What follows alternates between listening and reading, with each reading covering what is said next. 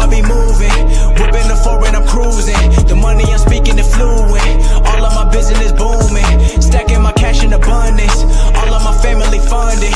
Finally got what I wanted. Life is amazing, I love it. Everyone know that I run it. Yeah, look at me now, I came up. I've been thinking back then when I almost gave up on the game, cause I never got in my way.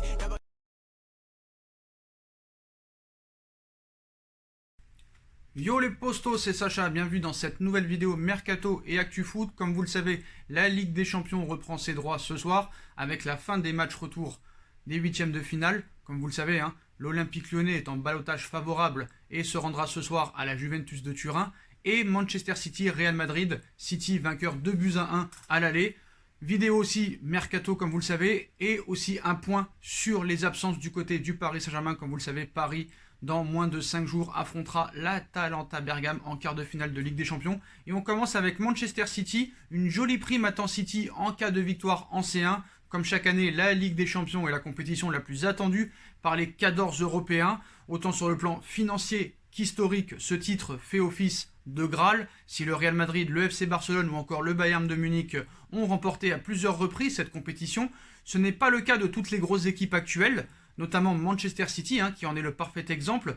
Les Citizens, détenteurs d'une équipe, pour moi, peut-être enfin armée pour décrocher enfin cette première Ligue des Champions, espèrent que cette année sera la bonne et ont prévu une récompense à la hauteur de l'événement. Selon le Daily Mail, une enveloppe de près de 17 millions d'euros sera reversée à l'ensemble de l'effectif de City en cas de victoire cette saison en Ligue des Champions. Donc certes, ça peut être une motivation supplémentaire, mais voilà, on a vu que par le passé, même Paris a eu ces primes-là, notamment en 2015, 2016, 2014. Et à l'arrivée, Paris toujours n'arrivait pas à atteindre plus haut que les quarts de finale. Moi, je pense qu'en plus de la motivation, il faut du talent et au plus de la volonté. Mais voilà, en tout cas, il y a une motivation en tout cas pour City en plus. Donc, les billets pourront pleuvoir.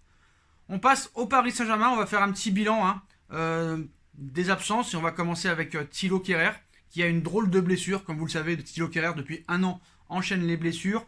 Et à 5 jours de la grande échéance qu'attendent les joueurs du Paris Saint-Germain pour ce quart de finale de Ligue des Champions face à l'Atalanta, les doutes persistent au sein du club. Après avoir vu Kylian Mbappé se blesser il y a 2 semaines, puis Marco Verratti annoncer quasi forfait, Tuchel s'est montré dépité en conférence de presse, parce que comme vous le savez, ce coach a déjà préparé la liste des excuses. Bref, il s'est montré dépité, comme si cela ne suffisait pas à agacer le Paris Saint-Germain et le technicien allemand, souvent privé de certains de ses cadres pour ces matchs ô combien importants.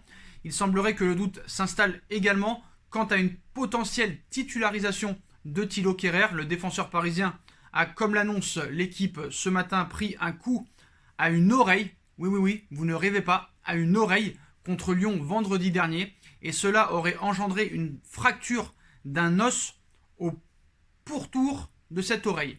Donc d'après le quotidien français, le staff le ménage actuellement afin d'optimiser du mieux possible ses maigres chances de participation. Une absence de l'Allemand causerait bien du tort au plan du Paris Saint-Germain et de Thomas Tuchel, qui déjà potentiellement privé de 3 de ses cadres. Donc là, ça pose problème. Si t'as pas Kylian Mbappé, si t'as pas Marco Verratti, si t'as pas Layvin Kurzawa, un Juan Bernat qui arrive vraiment avec peu de temps de jeu, Thilo Kehrer à droite, qui serait absent, là ça commence vraiment à être très très compliqué. Donc on va faire vraiment un bilan là sur toutes les blessures, parce que vraiment c'est beaucoup. Donc on a Bernat qui est incertain, et même s'il est apte, il n'aura pas beaucoup de minutes dans les jambes, il a que 60 minutes.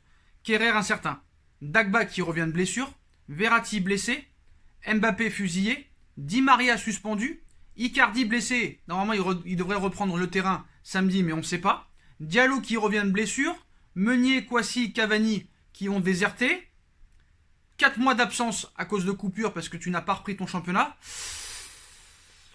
Franchement, pour l'instant, vous allez me dire encore que je suis négatif, mais là, ça sent mauvais. Là, vraiment, ça sent mauvais parce que même avec un très très très grand coach, je ne sais même pas si tu peux t'en sortir. Donc, Kylian Mbappé et Marco Verratti vont participer au stage de Faro, ça c'est officiel. Donc, respectivement touchés à la cheville et au mollet, Kylian Mbappé et Marco Verratti sont encore incertains pour le quart de finale de Ligue des Champions contre l'Atalanta Bergame prévu mercredi soir 21 h. Mais quoi qu'il en soit, il serait très peu probable qu'ils commencent sur le terrain. Leur participation au stage à Faro au Portugal était aussi compromise, mais les dernières nouvelles semblent plutôt bonnes. Selon RMC Sport, l'attaquant français et le milieu de terrain italien feront le voyage pour participer à ce stage qui débutera samedi 8 août, soit 4 jours avant le rendez-vous tant attendu. Normalement forfait pour le match de C1, le latéral gauche Levin Kurzawa, qui est touché à la cuisse, doit aussi voyager au Portugal avec ses coéquipiers comme l'explique le média, mais lui c'est sûr et certain que c'est forfait. Donc pour l'instant, à 5 jours du déplacement, là, tous les feux sont au rouge. Là vraiment, il n'y a pas beaucoup de positifs. Après, est-ce que ça peut être un mal pour un bien? Est-ce que les joueurs qui seront présents vont vraiment se sublimer? En tout cas, on attend ça. Donc, on passe maintenant à une histoire assez sombre, assez triste, mais en tout cas pas surprenante.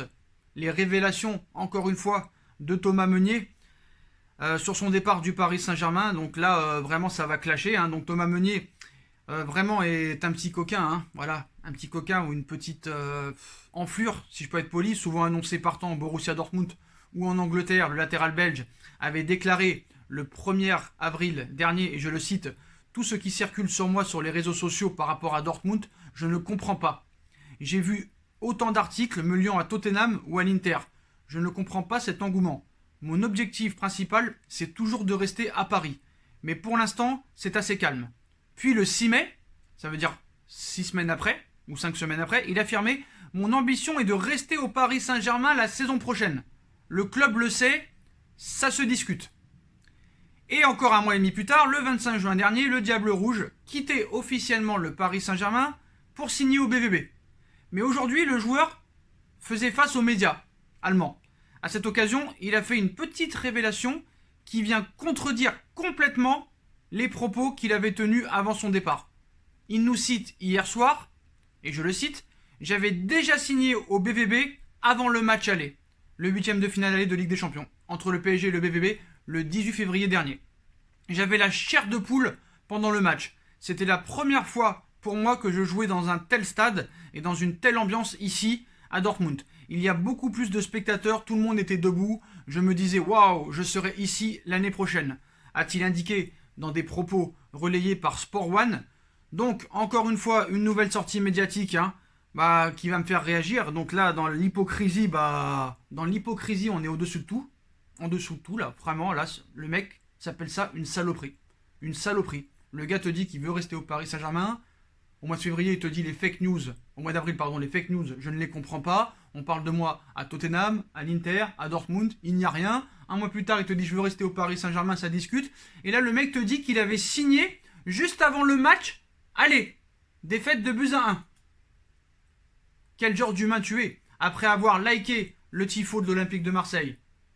Et là, après avoir fait ça, où ça va s'arrêter? Donc heureusement que Leonardo l'a pas prolongé, parce que le mec, en plus de ça, en plus d'avoir cocu tout le monde et d'avoir trahi tout le monde, le mec voulait finir la Ligue des Champions. Non mais tu te rends compte l'insolence. Heureusement que Leonardo a refusé de le prolonger, mais en tout cas c'est une belle enflure. Et là dans la saloperie, c'est vraiment honteux. Donc heureusement qu'on s'en s'est débarrassé. Heureusement qu'on s'en est débarrassé. Le mec n'avait aucun talent pour moi. Il a fait une première bonne année en 2016-2017. Mais voilà, c'est un gars qui ne savait pas centrer. Au niveau des tacles, c'était 0. Au niveau défensif, c'était 0. C'est moins grave qu'il soit parti plutôt qu'un Bernat, par exemple, ou un autre joueur. Mais voilà. En tout cas, bon débarras et mauvaise chance à Dortmund. Pourquoi j'ai dit Bernat, je ne sais pas. Puis, on passe au Mercato. Et oui, on repasse à Kylian Mbappé. Le départ de Kylian Mbappé est-il inévitable? Donc, sous contrat jusqu'en juin 2022 avec le PSG, Kylian Mbappé pourrait être prolongé par le club de la capitale, mais le Real Madrid entend néanmoins boucler quand même son recrutement dans un an. Donc vous vous rappelez, Kylian Mbappé, après le match amical contre Beveren, si je me souviens bien, je suis là et que je suis dans le projet pour une 4e année. Les 50 ans du club, c'est une année importante aux yeux du club, des supporters, de tout le monde. Je serai là quoi qu'il arrive et je vais essayer de faire tout mon possible pour donner le meilleur de moi-même, confié récemment Kylian Mbappé, assurant donc qu'il ne bougerait pas du PSG cet été. De plus, Leonardo mettait tout en œuvre pour prolonger au plus vite le contrat de l'attaquant français, mais la menace Real Madrid reste toujours présente malgré tout. Mbappé pourrait aller au Real malgré une prolongation de Kylian Mbappé. En tout cas, c'est ce que nous annonce AS aujourd'hui. Le Real Madrid aurait une certitude sur l'avenir de Kylian Mbappé. Même en cas de prolongation avec le Paris Saint-Germain, une clause spéciale serait forcément incluse dans le contrat de l'attaquant du PSG. Ce qui lui permettrait malgré tout de rejoindre le Real Madrid sans grande difficulté. En clair, vu d'Espagne, j'ai bien dit vu d'Espagne et vu par rapport aux médias espagnols, comme vous le savez, AS et Marca sont des journaux pro-madrilènes, donc c'est un peu comme Mundo et Sport qui sont pro-Barça. Le PSG semble condamné à perdre Kylian Mbappé dans un avenir proche. Donc déjà, il faut encore expliquer à AS que les clauses sont interdites en France. Donc est-ce que ce serait une clause privée ou vraiment une clause spéciale dans le contrat? Faudra voir. Mais attention, je préviens le Real Madrid que si Kylian Mbappé prolonge, clause ou pas, Paris ne le laissera pas partir.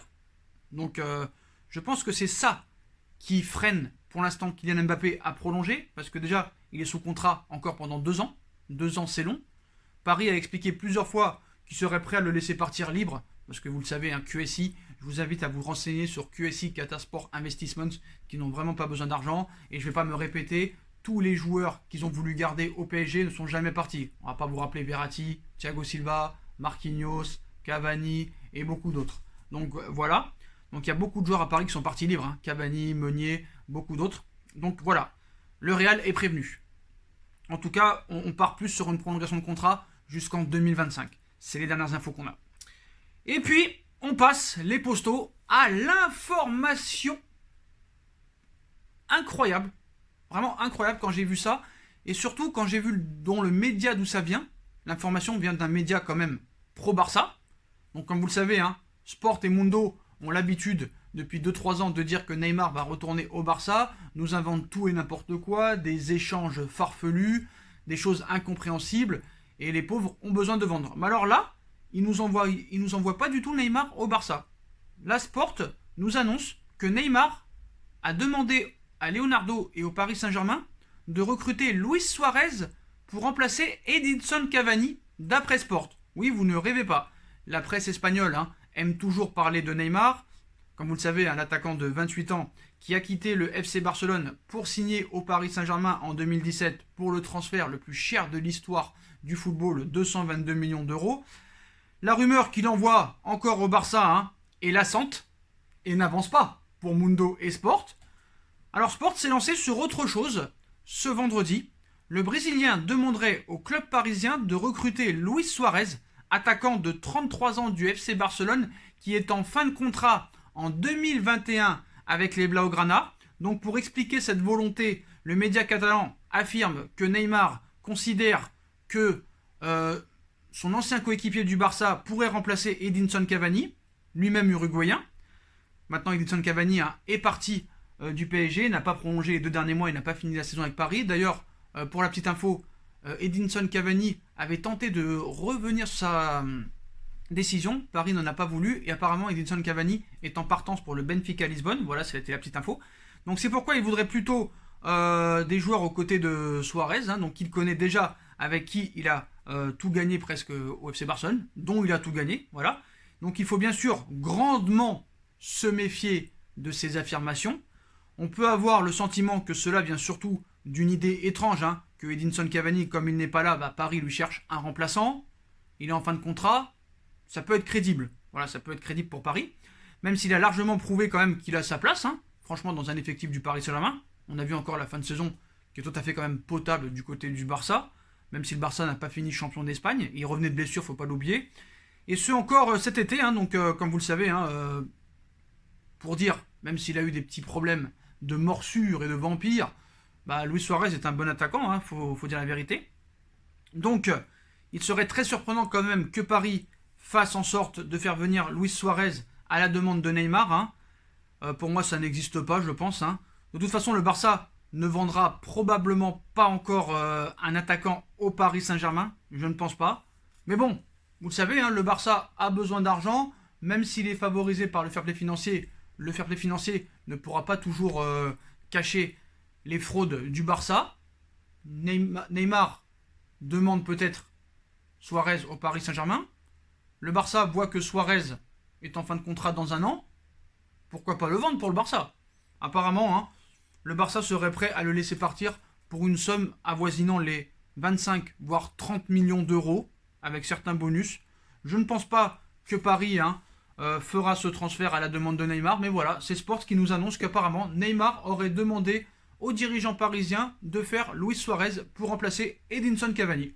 Donc voilà les postos. Dites-moi en commentaire ce que vous pensez de cette info et de toutes les infos que je vous ai mises dans cette vidéo. Les déclarations de Meunier, les blessures du côté du Paris Saint-Germain, la prime de City en cas de victoire en Ligue des Champions, le départ ou la prolongation de Kylian Mbappé, ainsi que cette information surprenante que nous annonce Sport ce matin. Neymar aurait demandé aux dirigeants parisiens de faire signer Luis Suarez pour remplacer Edinson Cavani, un Uruguayen contre un Uruguayen. Voilà les postos. Comme d'habitude, on partage, on like, on s'abonne, on me rejoint sur mes différents réseaux sociaux. N'hésitez pas aussi à venir sur Utip si vous voulez me faire un petit don, si vous kiffez mon travail, voilà. N'hésitez pas aussi à vous abonner à ma deuxième chaîne YouTube No Feeling, tout sera en bas en lien en description. Voilà les postos, je vous souhaite à tous une bonne continuation, prenez soin de vous, et à ce soir pour les débriefs des matchs Ligue des Champions. Tchuss!